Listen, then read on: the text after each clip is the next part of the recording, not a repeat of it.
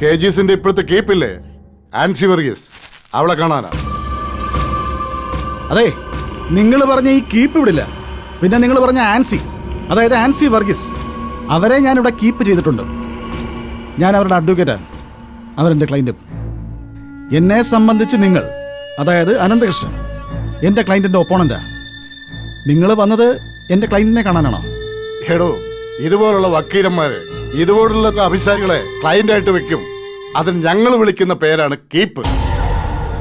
ഈ ആൻസി വർഗീസ് എന്ന് പറയുന്ന ഭൂലോക അഭിസാരിക ഇന്ന് നിങ്ങളുടെ ക്ലയന്റ് ആണെങ്കിൽ ഒരു സമയത്ത്, അതായത് 10-18 വർഷം എൻ്റെ ഭാര്യയായിരുന്നു. അവളും മറ്റു പലരുടെയും ക്ലയന്റ് ആണെന്ന് ഞാൻ അറിഞ്ഞില്ല. അന്ന് ഈ KG സുബ്രഹ്മണ്യത്തിന് ഈ ആൻസി വർഗീസ് ഒരു ക്ലയന്റ് ആയിരുന്നു എന്ന് ഞാൻ ഇപ്പോഴാണ് അറിഞ്ഞത്. താങ്കൾ എന്തിനാ വന്നത്? വക്കാലത്തെടുക്കാനോ? അയ്യോ, ഒന്നും വേണ്ടേ.